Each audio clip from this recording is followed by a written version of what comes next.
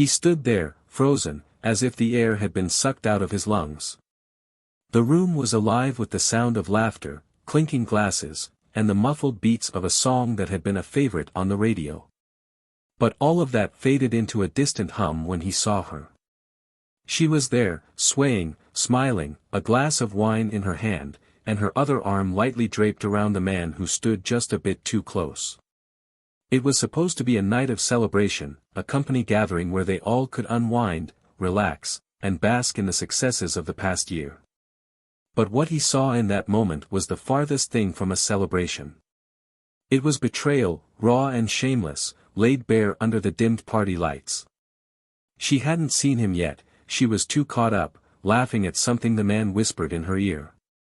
She leaned in closer, her lips almost brushing his cheek, and they both smiled, intimately, knowingly. It was a smile he hadn't seen in months. His chest tightened, every muscle in his body begging him to storm over there, to grab her, to confront them both. But he just stood there, watching, heart hammering painfully against his ribs. It was only when she glanced up and their eyes met across the crowded room that her expression changed. The shock that flickered across her face, the way she quickly pulled her hand back, was all he needed to confirm what he had feared. She mouthed something, maybe his name, but he couldn't hear her. It was as if the world around them had slowed, leaving only a silent, suffocating space between them. She walked over, a nervous smile plastered on her face, trying to explain, but he had already heard enough. "It's not what it looks like," she began, but the words were hollow, forced, as if she herself didn't believe them. He wanted to laugh, wanted to scream, wanted to shake her and ask her why. How long had it been going on? Was this the first time, or had he been blind for weeks, months? He could feel his blood boiling, a bitter taste rising in his throat as he clenched his fists, his nails digging into his palms. The anger, the betrayal, it was suffocating him, and yet, there was something else, something darker brewing under the surface. What was he supposed to do now? Everyone around them was blissfully unaware, chatting, dancing, oblivious to the storm building in his chest. He took a step back, needing space, needing to breathe, and she followed, reaching for his arm. "Please, let me explain. It's not what you think." But how could it not be? He had seen it. He had seen the way they moved together, the way their bodies leaned into one another like two people who shared a secret. The way she looked at that man was a look he hadn't seen in a long time, a look that once belonged to him. "What am I supposed to think?" he spat, his voice low, barely controlled. "You're here, with him, and you expect me to believe there's nothing going on." He wanted her to deny it, wanted to believe that maybe he was wrong, that it was just his imagination. But she just stood there, silent, her eyes darting to the floor, and that silence was the loudest answer of all. Everything had seemed so perfect, hadn't it? They had a life together, a future they had carefully built over years of late-night talks, whispered promises, and shared dreams. He thought he knew her, thought he understood everything about her, but now it felt like he was staring at a stranger. A stranger who had deceived him, who had kept secrets, who was capable of smiling at another man like she had once smiled at him. He couldn't take it anymore. He turned to leave, needing to get out of there, to clear his head, but as he pushed through the crowd, he felt her hand grab his arm, harder this time. "Wait," she said, her voice more urgent, her eyes pleading. "I swear, it's not what you think." Then tell me," he snapped, spinning around to face her. "Tell me what the hell this is, because I can't stand here and pretend I don't see it." He could see the desperation in her eyes, the way her mouth trembled as she tried to find the right words. But nothing she could say would change what he had seen. Nothing could make him forget the way she had laughed, the way she had leaned into another man, as if he didn't exist. Then, almost as if fate had decided to twist the knife deeper, the man approached them, his eyes cool, his smile lazy, as if he hadn't just been caught crossing a line that should never have been crossed. "Hey, everything all right?" he asked, his tone casual, too casual, like he was trying to downplay the whole situation. It made his blood boil even more. "I think it's time we go," she said, looking from him to the man, as if trying to smooth over a situation that was already out of control. But it was too late for that. He looked at the man, then back at her. "How long?" he asked, his voice barely above a whisper, but filled with a pain that he could no longer hide. She hesitated, and that was all he needed.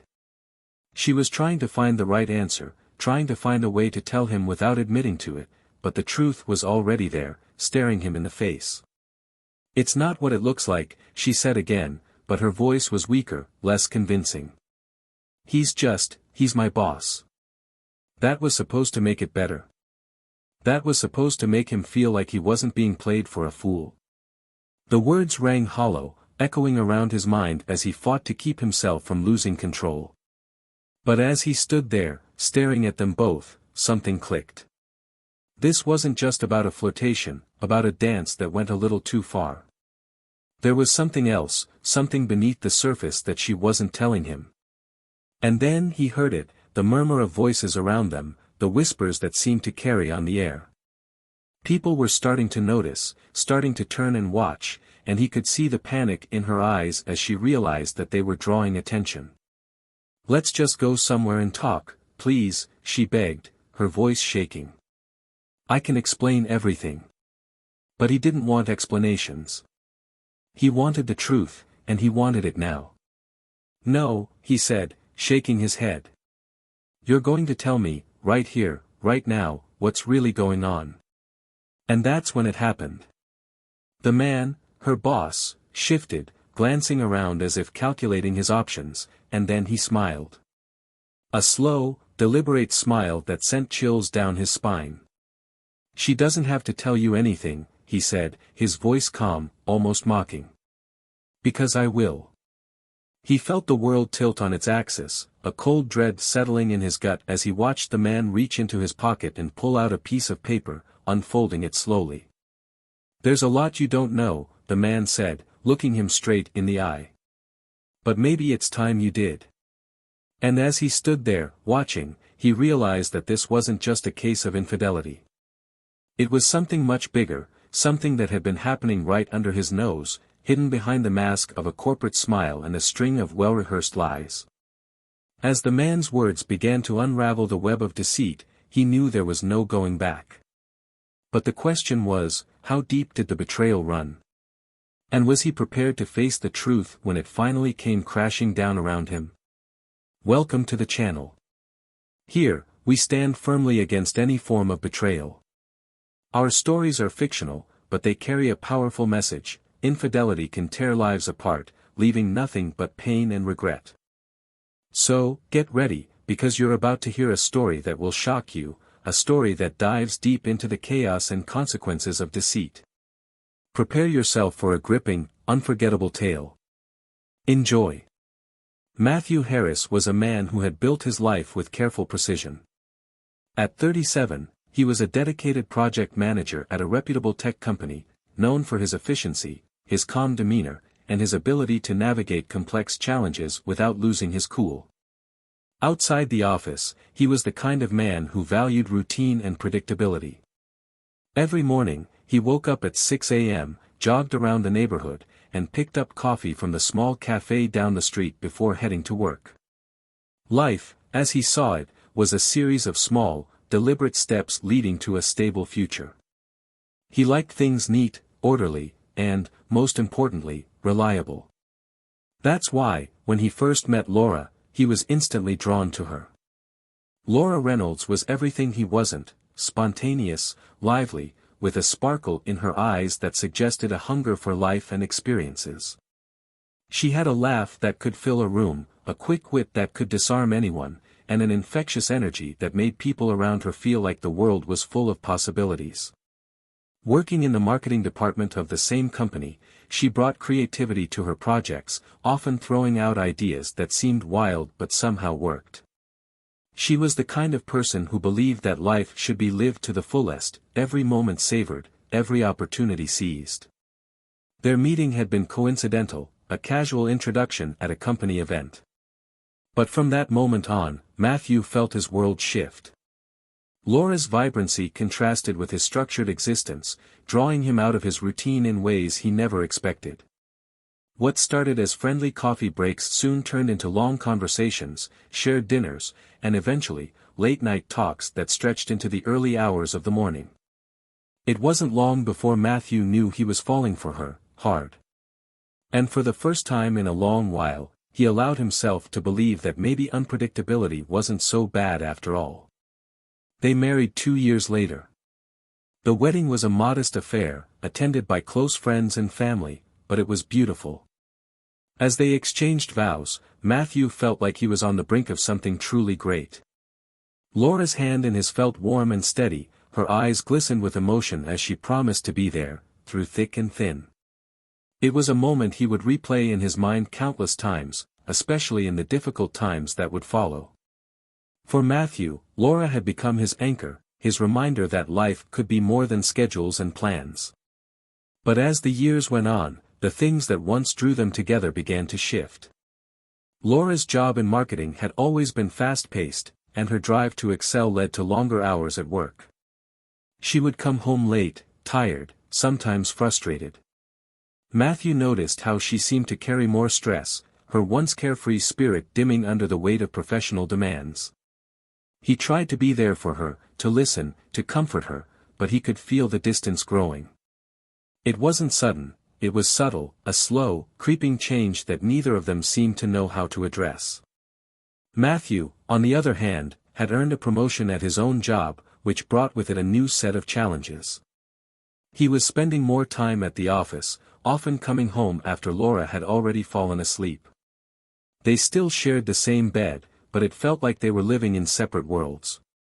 He missed her, missed the way she would light up a room, the way she used to make him feel like anything was possible. But when he tried to bring it up, she would brush it off, saying it was just a busy period, that things would get better once the project she was working on was over. The company where they both worked had been growing rapidly, and with that growth came pressure. Laura's role in marketing meant she was often in the spotlight, responsible for bringing in new clients and maintaining relationships with existing ones. It was a job she was good at, but it demanded her constant attention. Matthew was proud of her, proud of how hard she worked, but he couldn't shake the feeling that they were drifting apart. He told himself it was just a phase, that they would find their way back to each other once things settled down. They always had before. The strain wasn't just professional, it seeped into their personal lives as well. They had always made it a point to have date nights, little pockets of time carved out just for the two of them.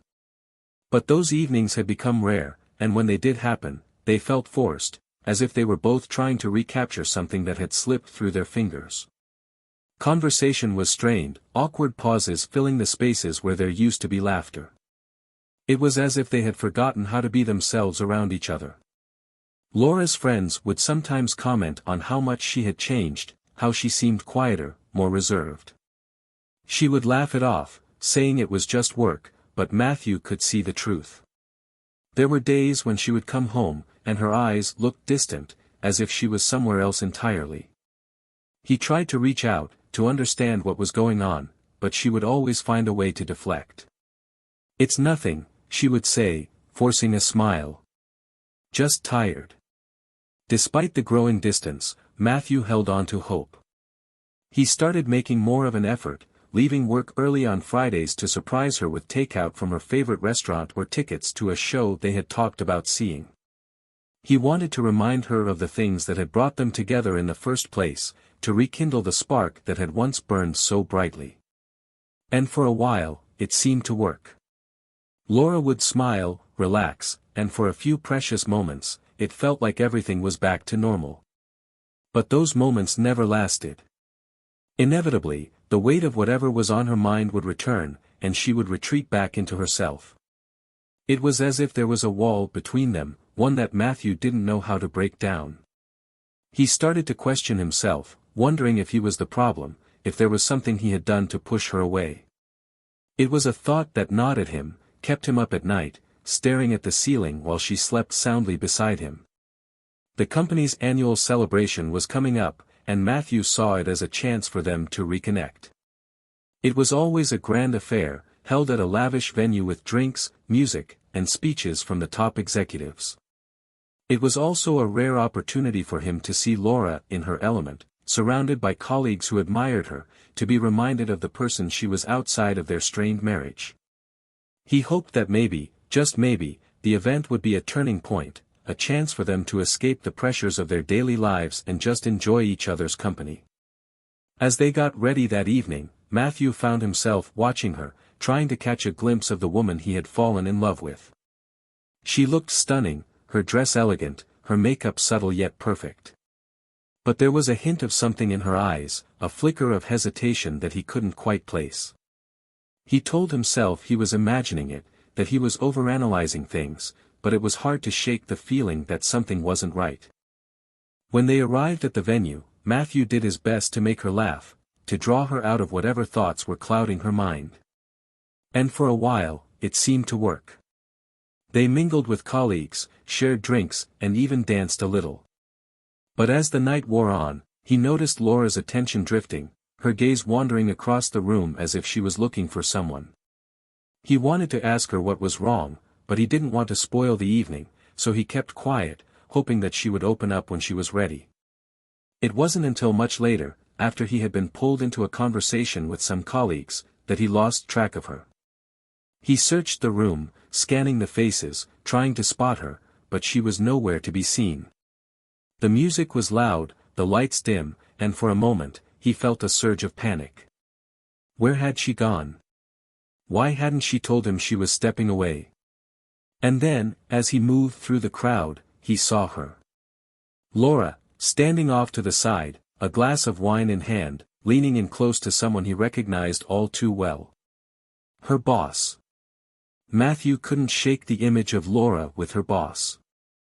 The way she had leaned in close, the way he had spoken to her, so intimately, as if they shared a secret. It gnawed at him, a dull ache in his chest that he tried to ignore as they drove home from the event. The car ride was silent, Laura's fingers nervously tapping against her thigh as she stared out the window. He wanted to ask her about it, but every time he opened his mouth, the words died on his tongue. It was as if he was afraid of the answer, afraid of confirming what his heart already suspected. Over the next few days, the memory of that moment played over and over in his mind. Laura seemed distant, distracted, and though she tried to act normal, there was a stiffness to her that hadn't been there before. She was still coming home late, her excuses thin, and Matthew could see the signs he had been trying to deny. He began to wonder if he had been fooling himself all along, pretending that things would get better when they were clearly falling apart. One evening, as they sat down for dinner, he finally gathered the courage to confront her. "Laura," he said, his voice softer than he intended, "what's going on? You've been so distant lately, and I need to know. Is there something you're not telling me?" For a moment, she looked at him, and he saw a flicker of something, guilt, fear, maybe even relief that he had asked. But then she smiled, that same forced smile she had been using to mask whatever was going on inside her. "It's just work, Matt," she said, her voice light, dismissive. "I've been under a lot of pressure with this new client, and it's been exhausting. I'm sorry if I've seemed distant. I don't mean to worry you." He wanted to believe her, wanted so badly to accept that it was just work, just stress, but the doubts lingered. He nodded, forcing a smile of his own, and they continued their meal in silence, the words left unspoken hanging heavily between them. But as the days passed, Matthew's unease only grew. He noticed her checking her phone more often, stepping out of the room to take calls, her voice hushed and urgent. And when he asked her who it was, she would say it was a colleague, someone from work, always from work. The final straw came one Thursday evening. Matthew had finished up early at the office and decided to surprise Laura by cooking dinner. He wanted to remind her of the simple things they used to enjoy together, to pull her back to him in some small way. He lit candles, set the table, and waited for her to come home. But as the hours passed, the food went cold, and the candles burned down to stubs. She hadn't called, hadn't texted, and every time he tried her phone, it went straight to voicemail. It was past midnight when he heard the sound of her keys at the door. She walked in, her hair slightly disheveled, her makeup smudged, and for a moment, she froze, seeing him sitting there at the dining table. "Matt, she began, but he didn't let her finish. "Where were you?" he asked, his voice low, controlled, though inside he felt like he was unraveling. "I've been trying to reach you all night." She hesitated, glancing down at the untouched plates on the table, and he saw her swallow hard. "I was at the office," she said, almost too quickly. "We had a last-minute meeting, and it ran late. I'm sorry, I should have called." He stared at her, searching for any sign that she was telling the truth. But all he saw was the way her eyes flickered, avoiding his, the way she bit her lip as if she was trying to keep something from slipping out.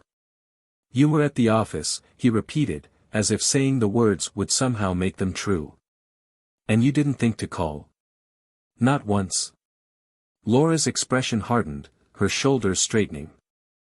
"I said I'm sorry, Matt," she replied, her tone defensive. "I didn't realize I needed to report my every move to you." The argument that followed was unlike any they had ever had. It was raw, brutal, both of them lashing out with words they could never take back. Matthew accused her of being distant, of hiding things from him, and Laura shot back that he was suffocating her, that she needed space. But in the middle of it all, he saw the cracks in her facade, the way her voice trembled, the way her hands shook. And that's when he knew, there was more to this than just stress, more than just long hours at the office.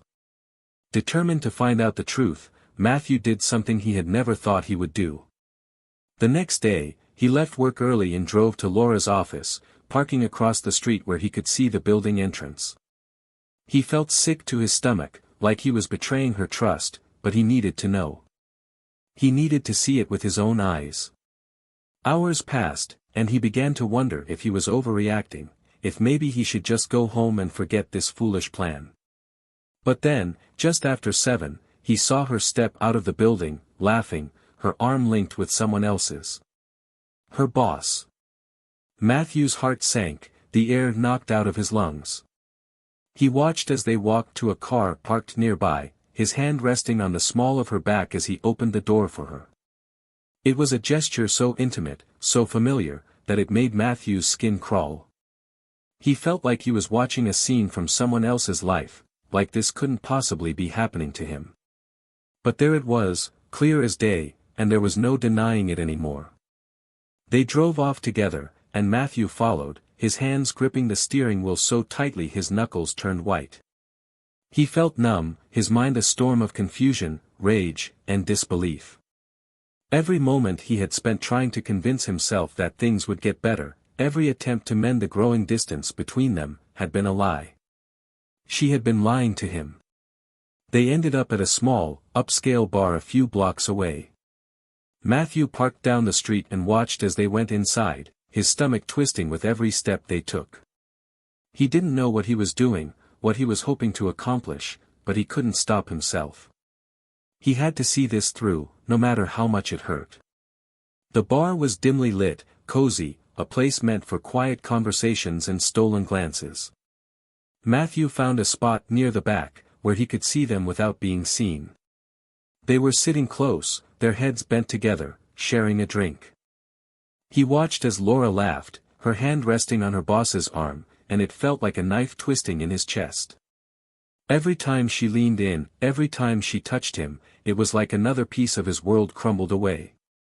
And then, as if to confirm the worst of his fears, he saw it, the way her boss reached up and brushed a strand of hair away from her face, his thumb lingering against her cheek, and then he kissed her.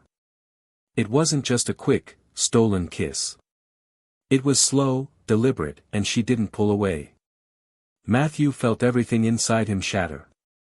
The anger, the hurt, the betrayal, it all surged up at once, overwhelming him. He wanted to storm over there, to confront them, to demand an explanation, but he was frozen, paralyzed by the sheer pain of it all. This was it. This was the truth he had been trying so hard not to see, laid out before him in the most brutal way possible. He didn't remember leaving the bar, didn't remember getting into his car and driving away.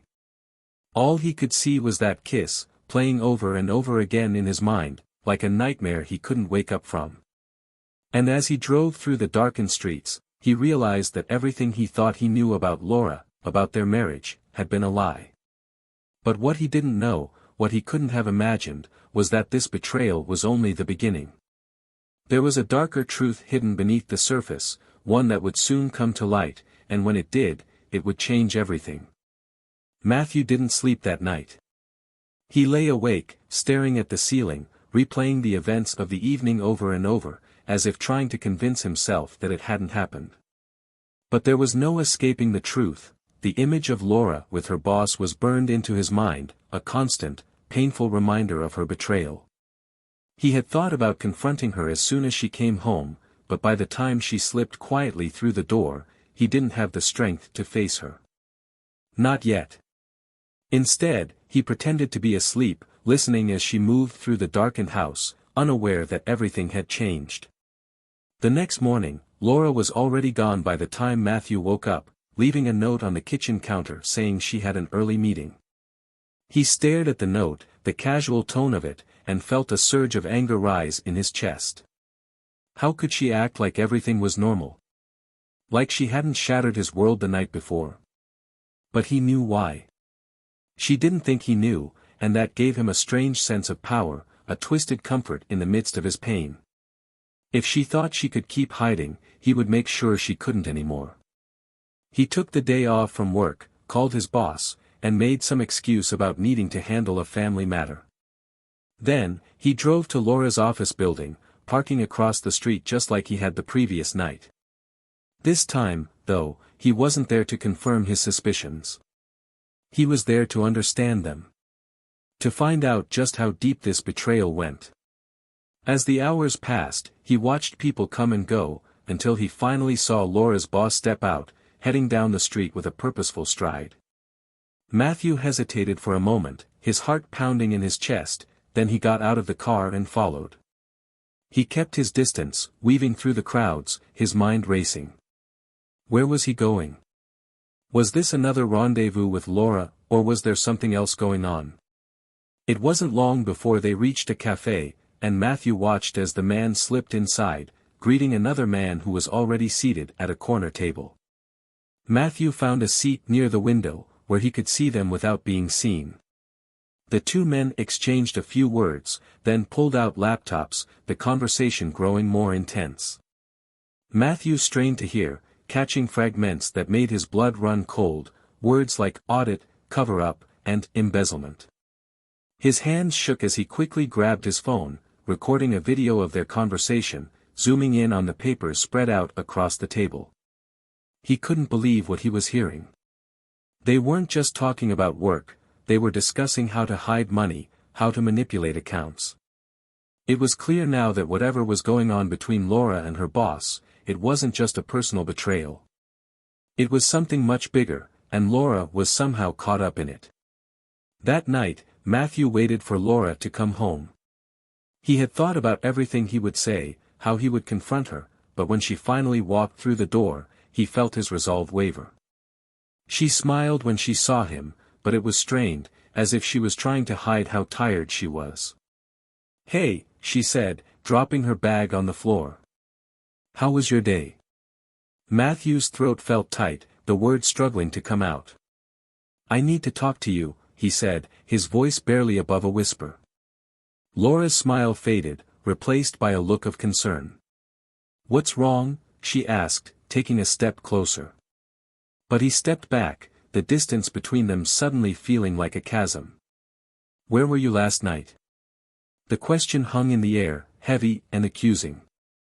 Laura's eyes widened, and for a moment, she looked like a deer caught in headlights. "I told you, I was at the office, don't lie to me." Matthew's voice cracked, louder than he intended, and he saw Laura flinch. "I followed you, Laura. I saw you.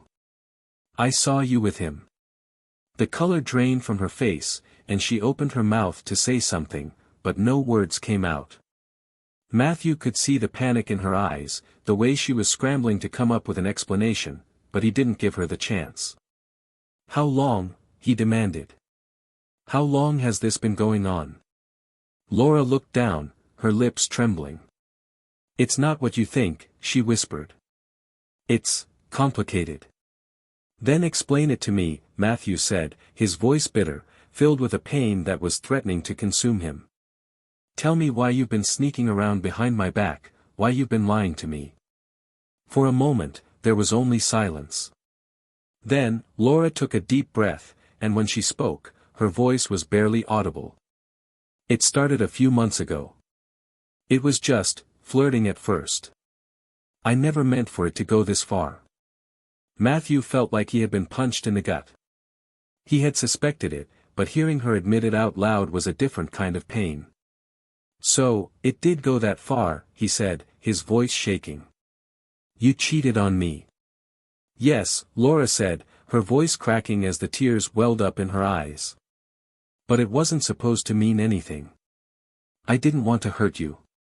You didn't want to hurt me. Matthew laughed, a harsh, bitter sound. Well, congratulations, Laura. You've done a fantastic job of that. I'm sorry, Matt, she said, her voice pleading, as if an apology could somehow undo the damage. I know I've made a mistake, but it's not what you think. He's been helping me. Helping you? Matthew repeated, incredulous. What, exactly, has he been helping you with? Because from where I'm standing, it looks like he's just been using you. Laura hesitated, wiping at her eyes. There's more to it. It's about work. I got involved in something I shouldn't have, and he said he would help me fix it. Matthew's heart skipped a beat. He remembered the conversation he had overheard at the cafe, the talk of embezzlement, of hiding money. What did you do, Laura? He asked, his voice barely above a whisper. It wasn't supposed to be like this, she said, her voice trembling. I didn't even know what I was getting into. He asked me to sign some documents, said it was just standard paperwork, but then I found out it was part of a scheme. They were funneling money, hiding it, and you're involved in fraud. Matthew couldn't believe what he was hearing. He had expected lies, infidelity, but this was something else entirely. Do you have any idea what kind of trouble you're in? I didn't know. Laura's voice rose, desperate. I swear, I didn't know what it was. By the time I figured it out, it was too late. He said if I went to anyone, if I tried to back out, he'd make sure I took the fall for everything. Matthew's mind was reeling. Everything she was saying, it was like a nightmare that kept getting worse. So you let him blackmail you? You thought sleeping with him would make it all go away? I was scared. Laura shouted, the words spilling out of her like a confession. I didn't know what else to do. He said he could protect me, that if I just did what he asked, no one would find out. I thought I was protecting us, Matt. I thought, protecting us? Matthew could hardly breathe, his head spinning. By cheating on me? By getting tangled up in illegal schemes? I didn't mean for it to happen, she said, her voice breaking, her hands clutching at his arm as if she could somehow keep him from slipping away. Please, you have to believe me. I love you, Matt. I never stopped loving you. Matthew pulled his arm free, his eyes cold and unyielding. I don't even know who you are anymore, he said, each word like a blade cutting through the space between them. You've lied to me, betrayed me, and now you're telling me you've dragged me into a mess that could ruin everything. I can fix it, Laura said, almost frantic. I just need time. I'll find a way to make this right. How, Laura? Matthew's voice was harsh, unforgiving. How are you going to make this right? Because I don't see a way out of this that doesn't end with you getting hurt. Laura didn't answer. She just stood there, her shoulders slumped, tears streaming down her cheeks, and for the first time, Matthew saw the full extent of her fear. He had spent so long trying to figure out what was wrong, why she had been acting so strange, and now he knew. But it didn't make him feel any better. It just made everything feel hopeless, like the ground had been ripped out from under his feet. The room was suffocating, the weight of their shared pain pressing down on them both. Matthew took a step back, needing space, needing air. "I need to think," he said, his voice barely more than a whisper. I can't do this right now." "Please don't leave," Laura said, her voice small, fragile. "I'm sorry, Matt. I'm so sorry."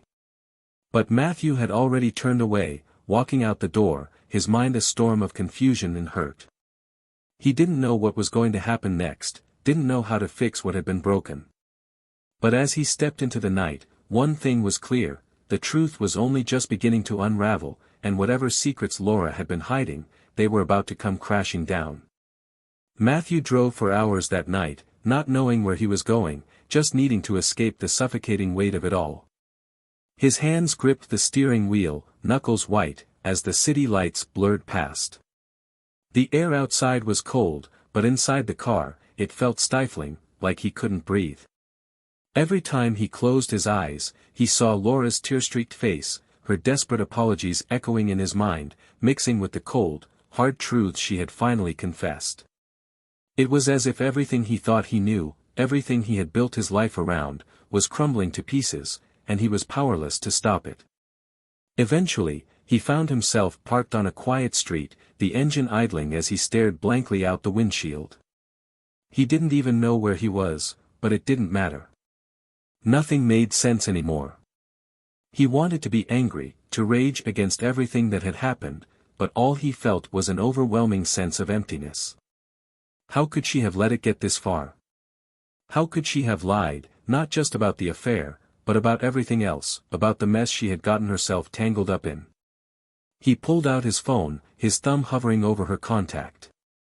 He thought about calling her, demanding more answers, but what was the point?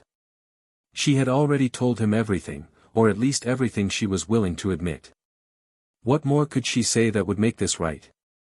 He wanted to believe her, to hold on to some shred of hope that maybe they could find a way out of this, but deep down, he knew the damage was done. There was no going back to the way things were. As the hours dragged on, the reality of the situation began to sink in. Laura wasn't just guilty of betrayal, she was complicit in something much darker, something that could destroy both of their lives. And if he didn't do something, if he just stood by and let this play out, they could both end up paying the price. But what was he supposed to do? Turn her in? Expose everything and watch as their lives fell apart? The thought made him sick, but so did the idea of doing nothing. The next morning, Matthew was back at their apartment, his body exhausted but his mind still racing. He hadn't slept, and it showed.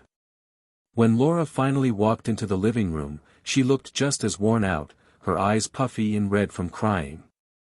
She seemed surprised to see him there, as if she had expected him to leave and never come back.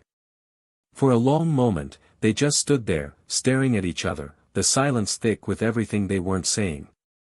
"I didn't know if you'd come back," she said quietly, her voice barely more than a whisper. Matthew didn't respond at first, his eyes scanning her face, looking for any sign that this was all some terrible dream. But there was nothing, just the harsh, unforgiving light of day, revealing every flaw, every crack. "I had nowhere else to go," he said finally, and it was true. As much as he wanted to escape, to run away from the mess their lives had become, he couldn't. This was his reality now, and there was no running from it. They sat down, the room feeling impossibly small as they faced each other across the coffee table. Laura's hands trembled as she reached for his, but he pulled back, the hurt too raw, too fresh. "Matt, please, you have to understand." "I understand," he interrupted, his voice steady, but cold. "I understand that you lied to me, that you were willing to let this thing destroy everything we had because you were too scared to face the truth. I was trying to protect you," she said, her eyes welling up with tears again. "I didn't want you to get dragged into this. And how did that work out for you?" Matthew snapped, the bitterness spilling over.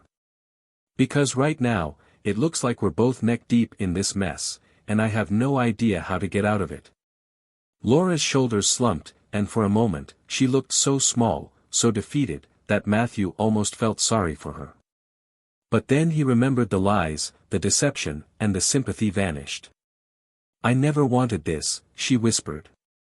"I thought if I could just fix it, if I could just make it go away, we could move on. But I was wrong." The room fell silent, the weight of her words hanging between them. Matthew's mind was a whirlwind of conflicting emotions, a chaotic mix of anger, sadness, and something he couldn't quite place.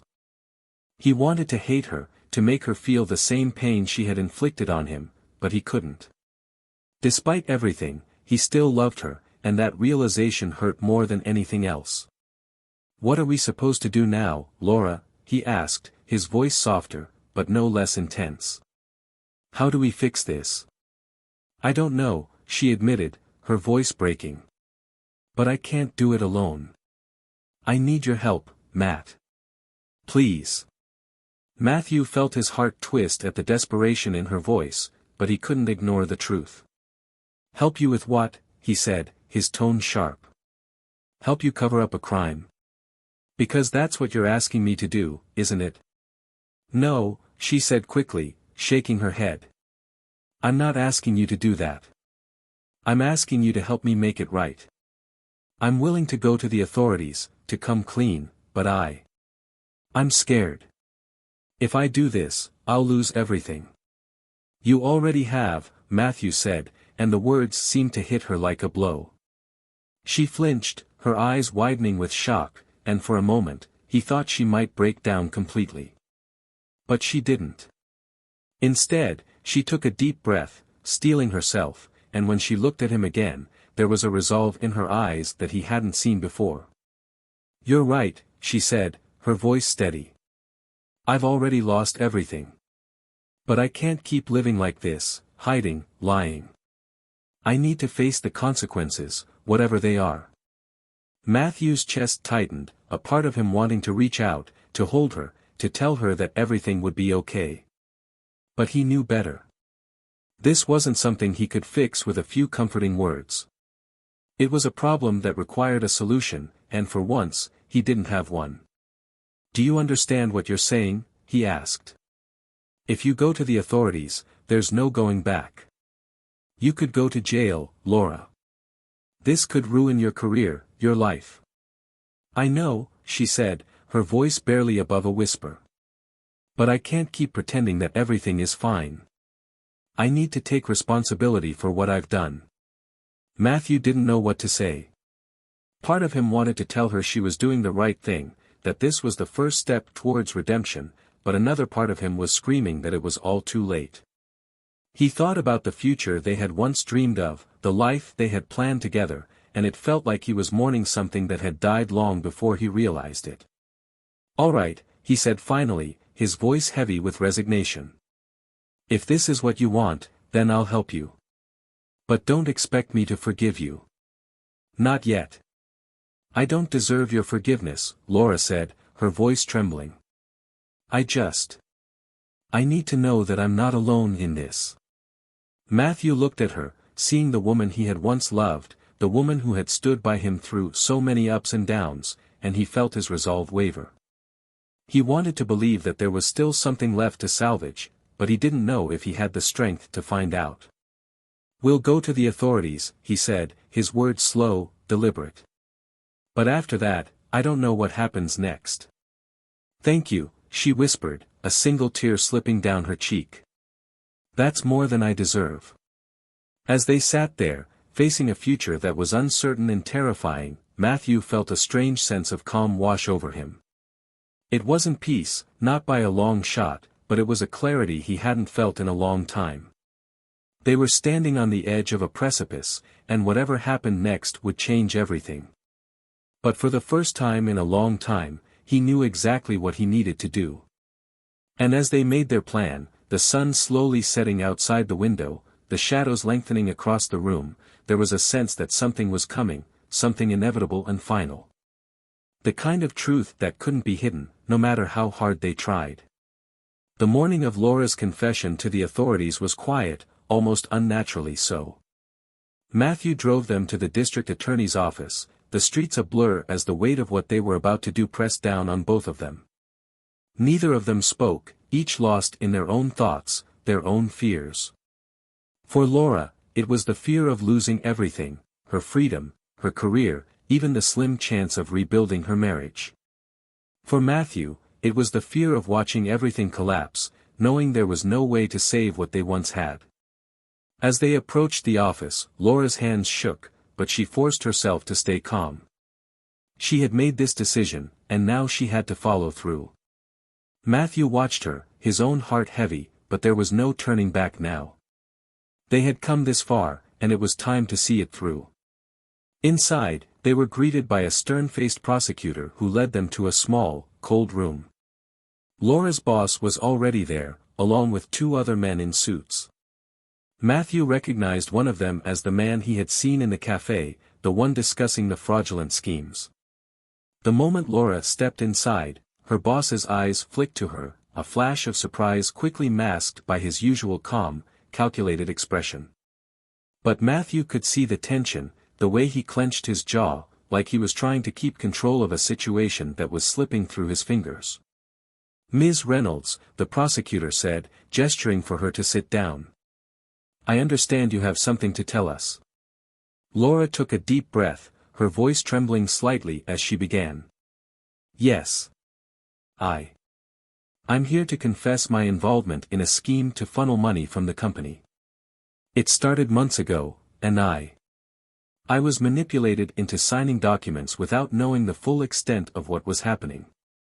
But I need to take responsibility for my part in this." As she spoke, Matthew watched her boss carefully, noting the way his expression shifted, from surprise to something darker, fear. He had clearly not expected this. Laura's voice grew steadier as she continued, recounting everything she knew, every detail she had pieced together. She laid it all out, and as she did, Matthew felt a strange sense of relief. It was like watching a burden being lifted, even if it was too late to stop the damage. But then, the room changed. The air seemed to tighten as the prosecutor looked up from the papers on his desk, fixing his gaze on Laura's boss. "Is there anything you'd like to add, Mr. Wilson?" he asked, his tone sharp. "Or should we move forward with what we have?" For a moment, Mr. Wilson just stared, as if weighing his options, and then he did something that took everyone by surprise. He laughed, a low, bitter sound. "You really think she's the one who's going to take the fall for this?" he said, his eyes glinting with a twisted sense of satisfaction. "She's just a pawn. You want the real players? You'll need to dig a lot deeper." Matthew felt his stomach drop as Mr. Wilson continued, his words spilling out like a confession laced with venom. "You think this was just about skimming a little money off the top," he said, looking directly at Laura. "You have no idea how deep this goes. And now, you've dragged yourself right into the middle of it. You want to take responsibility? Fine. But don't think for a second that it will stop here."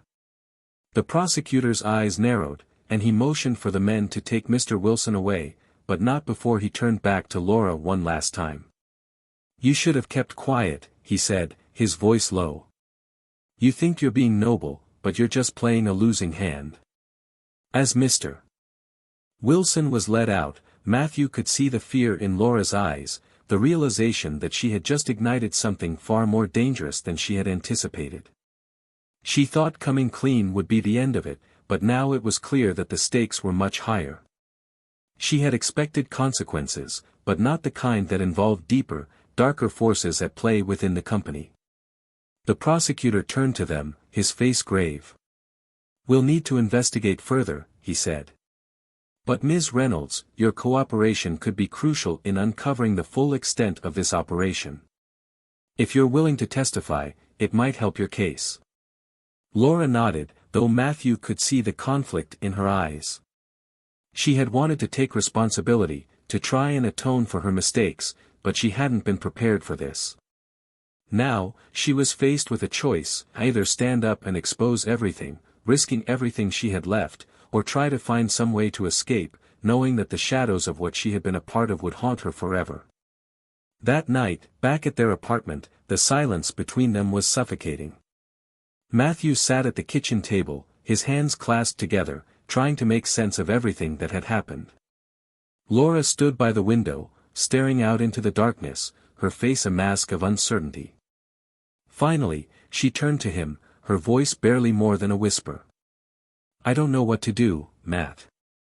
I thought I was doing the right thing, but now, you did the right thing," Matthew said, his voice steady but cold. "But that doesn't mean it's going to be easy. You wanted to fix this, and now you have to see it through. No more lies, no more hiding." She looked at him, and for a moment, he saw the woman he had fallen in love with, the woman who had once been his everything. But there was no going back. Too much had been broken, too much had been lost. "I'm scared," she admitted, and there was a vulnerability in her voice that he hadn't heard in a long time. "What if I can't make this right?" Matthew stood up, his gaze unwavering. "Then you face the consequences," he said. "And you do it knowing that, for once, you didn't run away. That you tried to do the right thing, even when it was too late." Laura's eyes filled with tears, but she didn't argue. She just nodded, as if accepting the weight of her own choices. Matthew felt a pang of sadness, but also a sense of closure. He had wanted to save their marriage, to find a way to forgive her, but he knew now that it wasn't possible. The woman he had loved was still there, but she was buried under too many lies, too many betrayals, and no amount of regret could change that. The next few weeks were a blur of legal proceedings, interviews, and long, tense conversations with attorneys. Laura cooperated fully, providing everything she knew, and slowly, the full scope of the scandal began to emerge. It was bigger than anyone had imagined, a web of deceit and corruption that stretched far beyond the company. Mr. Wilson was arrested, along with several other high-ranking executives, and the media frenzy that followed was relentless. But as the case unfolded, it became clear that Laura's involvement, though serious, was not as central as it had initially seemed. Her willingness to testify, to expose the truth, played a significant role in dismantling the scheme, and it was this cooperation that ultimately spared her the worst of the consequences. She received a sentence of probation, community service, and a fine, but she avoided prison. It was a small mercy, one that came at the cost of everything else she had once valued. Matthew was there on the day of her final court appearance, but he didn't speak to her. He just watched, from a distance, as she stood before the judge, her head bowed, her voice steady as she accepted her fate. When it was over, she looked up, scanning the room until her eyes found his. For a moment, they just stared at each other, 1,000 unspoken words passing between them. And then, without a word, he turned and walked away, leaving her to face the world she had chosen. In the end, Matthew decided to leave the city. There was nothing left for him there, nothing but memories of a life that had fallen apart. He took a job offer in another state, a chance to start fresh, to rebuild. As he packed up his things, he found an old photo of him and Laura, from when they had first started dating. They were smiling, carefree, oblivious to everything that would come. He almost threw it away, but then he hesitated, slipping it into a box instead. It was a reminder, not of what had been lost, but of what he had survived. And as for Laura, she was left to pick up the pieces of her own shattered life. She moved out of their apartment, leaving behind the place where so much had happened, and tried to find a way forward. It was a long, painful process, but she was determined to rebuild, even if it meant starting from scratch. She had faced the truth, and in doing so, she had found a kind of strength she hadn't known she possessed. But it was a strength that came at a cost, one she would carry with her for the rest of her life. If you enjoyed this story, share your thoughts in the comments below. We'd love to hear your opinions on this intense journey. Don't forget to subscribe to the channel for more stories like this, where we explore the real, raw emotions behind betrayal. And remember, we do not condone or support any form of infidelity. Our stories serve as a reminder of how deception can unravel lives. Thank you for listening, and we'll see you next time.